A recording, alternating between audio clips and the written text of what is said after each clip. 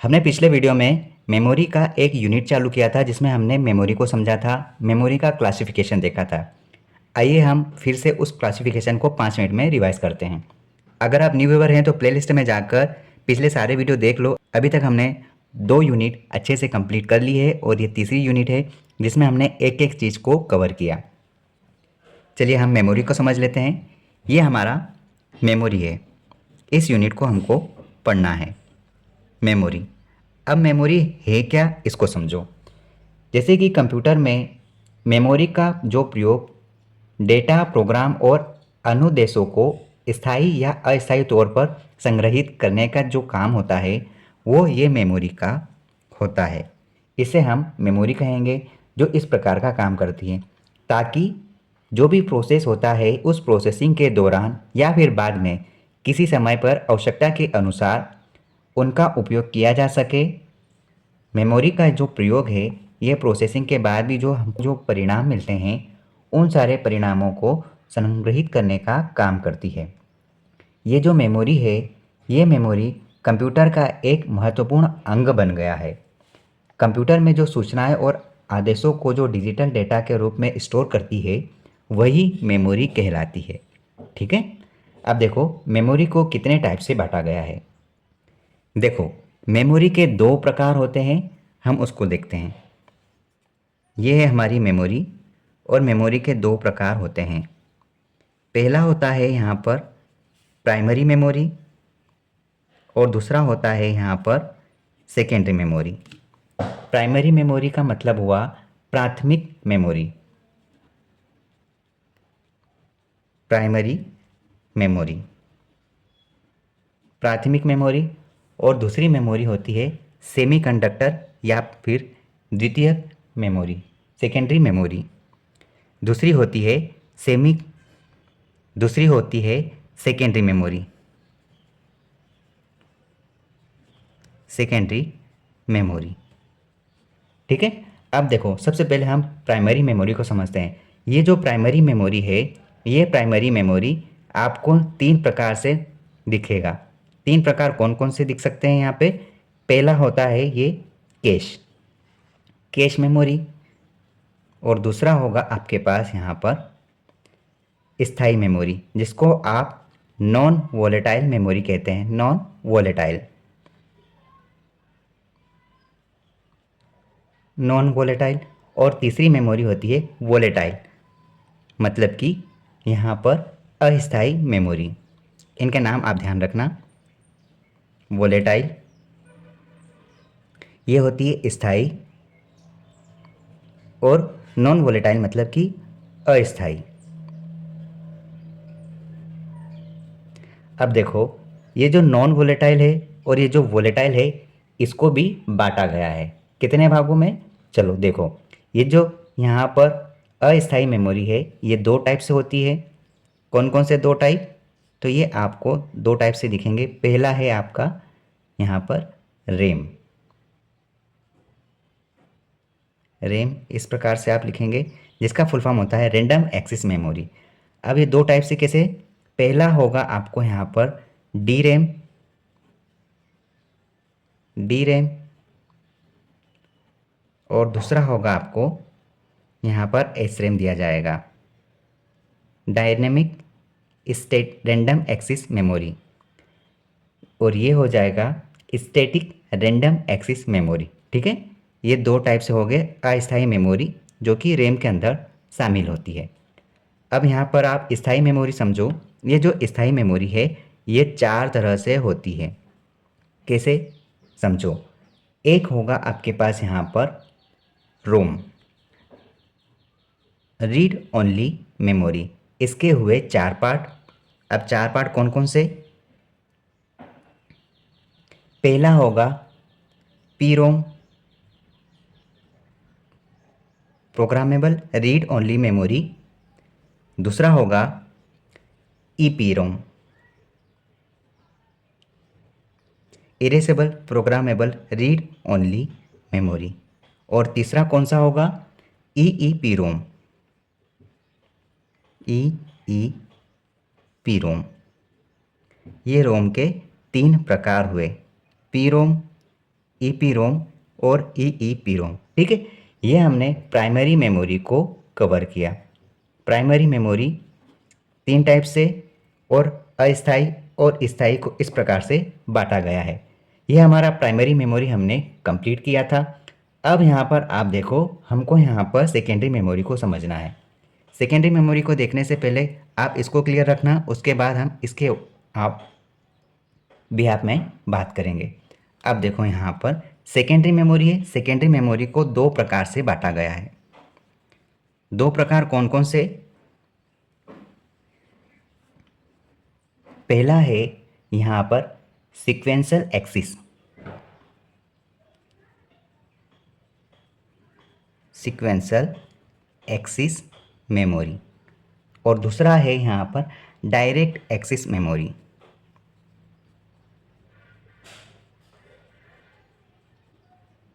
Direct axis memory, ये दोनों memory के प्रकार है। किसमें? सेकेंडरी मेमोरी में। अब ये जो भी है इसको भी बांटा गया है। सीक्वेंशियल एक्सिस मेमोरी ये बोले तो क्या है? ये एक प्रकार की मैग्नेटिक टेप है। Magnetic tape. और अब डायरेक्ट मेमोरी कई प्रकार से होती है। आजकल डायरेक्ट मेमोरी का ही इस्तेमाल हो रहा है। अब देखो डायरेक्ट मेमोरी को किस प्रकार से बांटा गया है। यहाँ पर आप डायरेक्ट मेमोरी को 3 भागों में डिवाइड करके समझ सकते हैं। देखो यहाँ पे पहला है, कुछ इस प्रकार से, स्पेस के कारण हम थोड़ा इधर लिख लेते हैं। यहाँ पर पहला, फिर यहाँ दूसरा और यहाँ हम तीसरा देखेंगे। पहला यहाँ पर आपके पास है electronic storage device. Electronic storage device आप नोट कर लेना। फिर है ऑप्टिकल डिस्क। Optical disc. और फिर हम इसको मैग्नेटिक डिस्क के रूप में समझेंगे। मैग्नेटिक डिस्क, इस प्रकार से आप इसको समझ सकते हैं। ठीक है, 1, 2 और 3 इनको भी बांटा गया है। इनको भी बांटा गया है। कैसे? अगर मैग्नेटिक डिस्क की बात करें तो ये बटेगा 2 भागों में। एक होगी आपकी यहाँ पर फ्लॉपी डिस्क। Floppy disk. और दूसरी यहाँ पर आपकी होगी हार्ड डिस्क। Hard disk. ठीक है, फ्लॉपी डिस्क और दूसरी है हार्ड डिस्क। ठीक है, यहाँ तक आई होप आपको समझ में आ गया होगा। अब यहाँ पे जो इलेक्ट्रॉनिक डिवाइस है, स्टोरेज डिवाइस, इसको 2 भागों में बांटा गया है। यहीं आप 2 भाग समझ लो। पहला आपको यहाँ पर फ्लैश मेमोरी, जैसे कि पेन ड्राइव हो सकता है, फ्लैश मेमोरी, पेन ड्राइव। और दूसरा आपको यहाँ पर मेमोरी कार्ड, मतलब कि चिप समझ सकते हो, चिप लिख देता हूँ, मेमोरी कार्ड चिप। यहाँ पेन ड्राइव आप ध्यान रखना PD बोला जाता है। तो आपने इतना समझा था। यहाँ पर हमने यहाँ पर देख लिया इलेक्ट्रॉनिक स्टोरेज डिवाइस जो 2 भागों में, एक तो फ्लैश मेमोरी और दूसरा मेमोरी कार्ड, मतलब पेन ड्राइव, और दूसरा चिप। यहाँ पर हमने मैग्नेटिक डिस्क को समझा जो फ्लॉपी डिस्क और हार्ड डिस्क है। यहाँ पर हार्ड डिस्क को भी 2 भागों में बांटा गया। कौन कौन से 2 भाग है? तो पहला आपको यहाँ पर मिलेगा जिप डिस्क। Zip disk. और दूसरा आपको मिलेगा यहाँ पर विनचेस्टर डिस्क। विनचेस्टर डिस्क, ये आप समझ सकते हैं। और अब हम बात करेंगे ऑप्टिकल डिस्क, जो कई प्रकार से बांटा गया है ऑप्टिकल डिस्क को। इसकी एक छोटी सी लिस्ट देखते हैं। पहला आप देखो, आपको पहला दिखेगा ब्लू रे डिस्क। ब्लू रे डिस्क। दूसरे भाग में बांटा है यहाँ पर CD रोम में, CD रोम। तीसरे भाग में बांटा गया है आपको CDR। और फिर बांटा है आपको यहाँ पर CDRW। और एक और है, आप बोल सकते हैं DVD भी ऑप्टिकल डिस्क का ही एक रूप है। ऑप्टिकल डिस्क मतलब कि जो प्लास्टिक टाइप से है। तो इतना हमने पिछले वीडियो में कवर किया था। और इस मैप को आप थोड़ा सा ध्यान रखना। अब हम आगे बढ़ते हैं। देखो ये जो प्राइमरी मेमोरी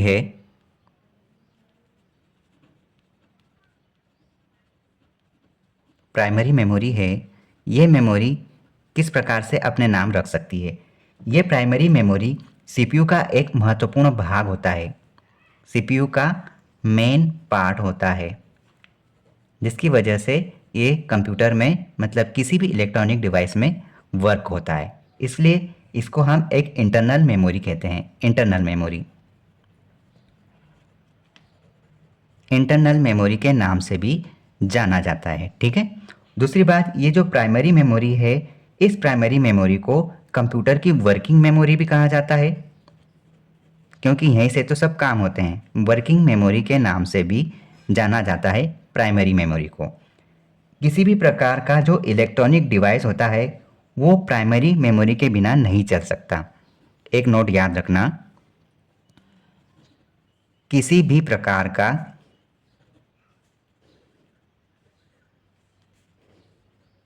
इलेक्ट्रॉनिक डिवाइस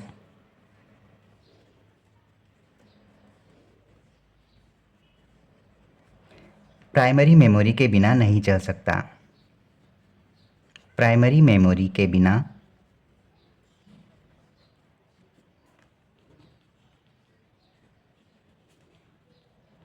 नहीं चल सकता। ठीक है। मतलब कि किसी भी इलेक्ट्रॉनिक डिवाइस के लिए प्राइमरी मेमोरी का होना बहुत ही ज़्यादा ज़रूरी है। उसके बाद ही हम आगे सोच सकते हैं कि इसको स्टोर करना है या नहीं करना है, वर्क में लेना है या नहीं लेना है। लेकिन प्राइमरी मेमोरी का होना बहुत ज़रूरी है, क्योंकि उसी पिक टाइम पर वो वर्क होना ही पॉसिबल हो सकता है। चलिए आगे बात करते हैं। ये जो प्राइमरी मेमोरी है, प्राइमरी मेमोरी, इस मेमोरी को हमने 3 भागों में बांटा हुआ देखा था। कौन कौन से 3 भाग हम कह सकते हैं? हम पहला देखेंगे यहाँ पर रैम।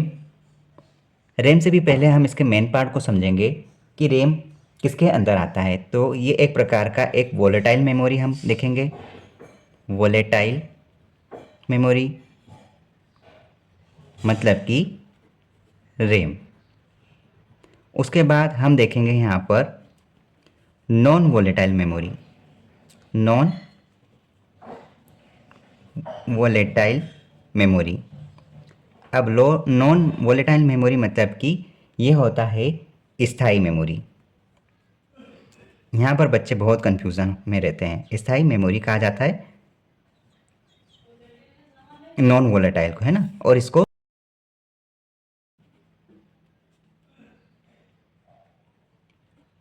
और तीसरे टाइप में प्राइमरी मेमोरी को बांटा था, और वो है कैश, कैश मेमोरी।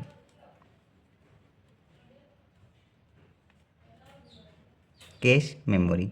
अब ये जो प्राइमरी मेमोरी है, प्राथमिक मेमोरी है, इनके हम तीनों इस टाइप को समझेंगे। देखो रैम का फुल फॉर्म क्या होता है, ये ध्यान रखना, मोस्ट इम्पोर्टेंट पॉइंट है। रैम का फुल फॉर्म होता है random access memory, random access memory. और दूसरा होता है यहाँ पर नॉन वोलेटाइल। आप क्या समझ सकते हैं? नॉन वोलेटाइल हमारा यहाँ पर होता है रोम, ROM, रोम। इसका फुल फॉर्म क्या होता है? Read only memory, read only memory. ठीक है। और ये सिर्फ कैश मेमोरी होती है। अब हमको यहाँ पर इन तीनों चीज़ों को अच्छे से समझना है कि ये क्या चीज़ होती है और किस प्रकार से वर्क करती है। सबसे पहले हम बात करेंगे यहाँ पर रैम की। रैम मतलब कि रैंडम एक्सेस मेमोरी। ये होता क्या है? तो सबसे पहले तो आप इसका फुल फॉर्म याद रखना, रैंडम एक्सेस मेमोरी। ये हमारा रैम का फुल फॉर्म है। अब हमको ये समझना है कि रैम ये है क्या। तो पहली बात तो आप ये ध्यान रखना कि रैम एक प्रकार की अस्थायी मेमोरी है। अस्थायी, अस्थायी, ये एक अस्थायी मेमोरी है। ऊपर आप सुधार कर लेना क्योंकि दोनों में स्थायी लिखा था, रैम एक अस्थायी मेमोरी है और रोम एक स्थायी मेमोरी है, यह आप ध्यान रखना। यह एक अस्थायी मेमोरी है। दूसरा, ये प्राइमरी मेमोरी है क्योंकि सबसे पहले इसी का इस्तेमाल होता है। प्राइमरी मेमोरी प्राथमिक मेमोरी है। ठीक है। रैम में डाटा लिख भी सकते हैं तथा लिखे हुए डेटा को पढ़ भी सकते हैं। यहाँ पर हम लिख देते हैं कि डेटा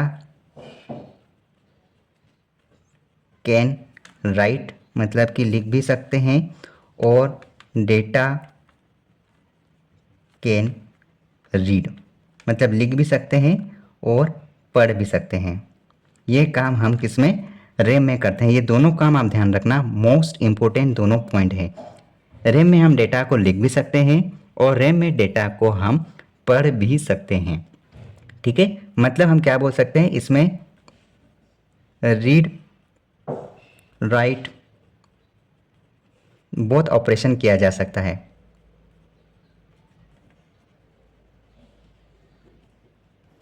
किया जा सकता है इसमें, रैम में। हाँ, लेकिन एक बात और, कंप्यूटर के अचानक शट डाउन होने के बाद या फिर बिजली चले जाने पर रैम में लिखा हुआ डेटा नष्ट हो जाता है। ये हम रैम की एक इम्पोर्टेंट लाइन की बात कर रहे हैं। क्या है, कंप्यूटर में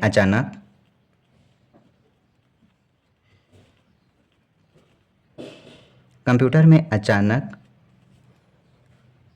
विद्युत सप्लाई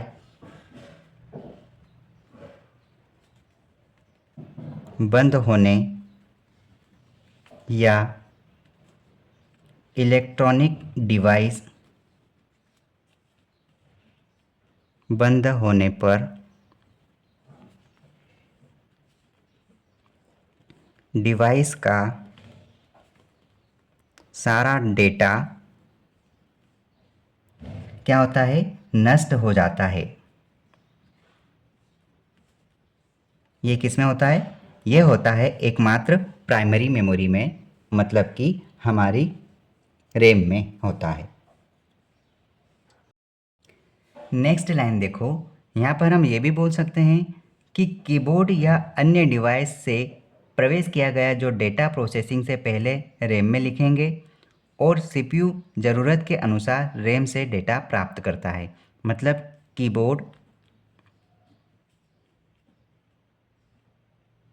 कीबोर्ड या फिर आप बोल सकते हैं अन्य इनपुट डिवाइस,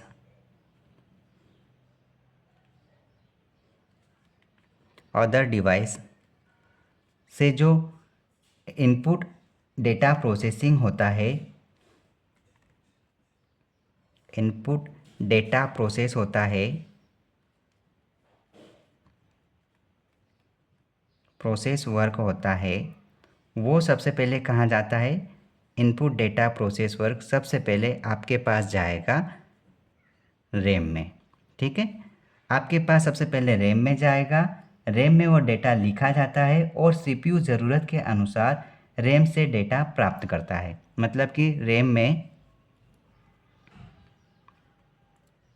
इसमें लिखा जाता है बोल सकते हैं।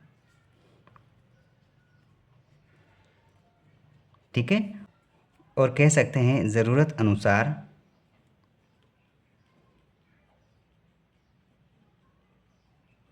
ज़रूरत के अनुसार सीपीयू रैम से डेटा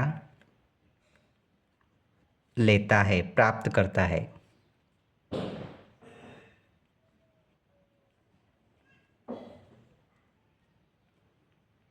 ठीक है, ये हुई हमारी साधारण तरीके से रैम की बात। देखिए, हम प्राइमरी मेमोरी में रैम को देखा, जो कि एक अस्थायी मेमोरी होती है जिसको प्राइमरी मेमोरी भी कहा जा सकता है। इस रैम में हम डेटा को लिख भी सकते हैं और उसको पढ़ भी सकते हैं, मतलब कि रीड और राइट दोनों ऑपरेशन किए जा सकते हैं। लेकिन एक बात का ध्यान रखना है हमें कि कंप्यूटर में अचानक विद्युत सप्लाई बंद हो जाए या फिर इलेक्ट्रॉनिक डिवाइस बंद हो जाता है तो उस डिवाइस का जो सारा डेटा है वो नष्ट हो जाता है। वो ये हम रैम की बात कर रहे हैं, क्योंकि कोई भी डिवाइस बिना रैम के स्टार्ट नहीं होता, रन नहीं करता।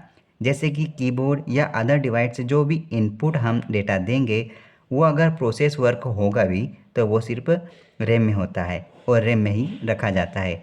और हमारे ज़रूरत के अनुसार इलेक्ट्रॉनिक डिवाइस को ज़रूरत के अनुसार सीपीयू से अगर कोई चीज़ प्राप्त करना होगी तो वो सीपीयू डायरेक्ट रैम मेमोरी से ही डेटा कलेक्ट करेगा।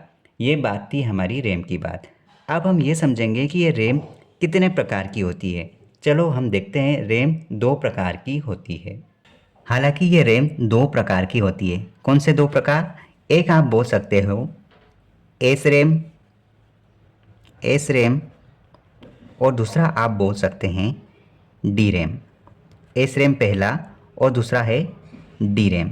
तो सबसे पहले एस रैम और डी रैम क्या होता है इसको आप जान लो। देखो, एस रैम मतलब कि एस रैम का फुल फॉर्म आप ये समझ सकते हैं, स्टैटिक रैंडम एक्सेस मेमोरी, ये बोल सकते हैं आप एस रैम के बारे में। और डी रैम मतलब कि डायनेमिक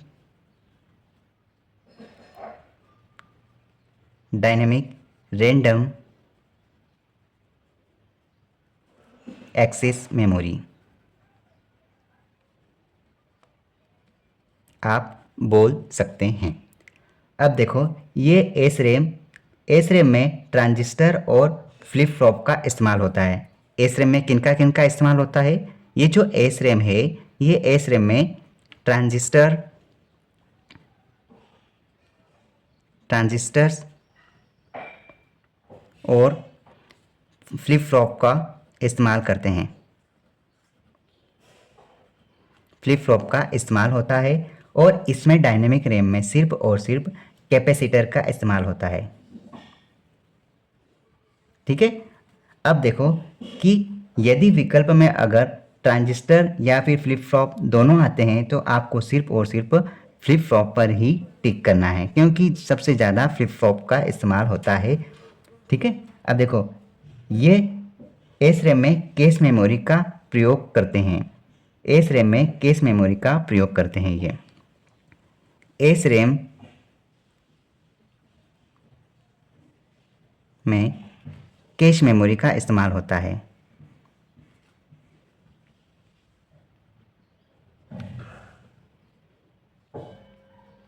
कैश मेमोरी का इस्तेमाल होता है। और ये डी रैम में रैम का इस्तेमाल करते हैं। सिर्फ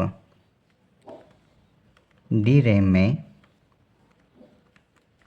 रैम का इस्तेमाल करते हैं, रैम का इस्तेमाल किया जाता है। ठीक है। अब देखो, ये जो स्टैटिक रैम है इसका हम यूज़ क्यों करते हो? इसका यूज़ हम क्यों करते हैं? देखो, ये जो एस रैम है इसका हम यूज़ इसलिए करते हैं क्योंकि ये स्पीड में काफ़ी फास्ट होते हैं, फास्ट स्पीड होती है। किसकी तुलना में बोल सकते हैं? तो ये डी रैम की तुलना में हम ये कह सकते हैं, डी रैम की तुलना में। लेकिन जब हमको थोड़ी कम स्पीड की आवश्यकता हो तो याद रखना ये एस रैम से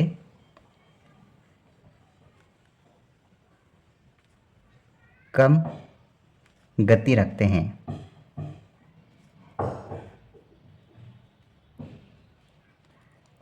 अब यहाँ पर ये जो एस रैम है इस रैम में रिफ्रेश की आवश्यकता कभी नहीं होती, मतलब कि मैक्सिमम टाइम नहीं होती, रिफ्रेश की रिक्वायरमेंट नहीं होती। Refresh no requirement. और यहाँ पर डी रैम में हर समय रिफ्रेश की रिक्वायरमेंट होती है।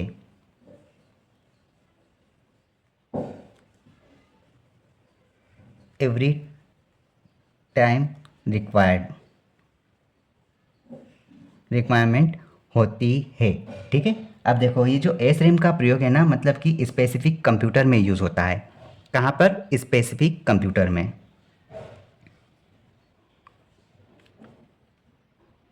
स्पेसिफिक कंप्यूटर में इस्तेमाल होता है एस रैम का।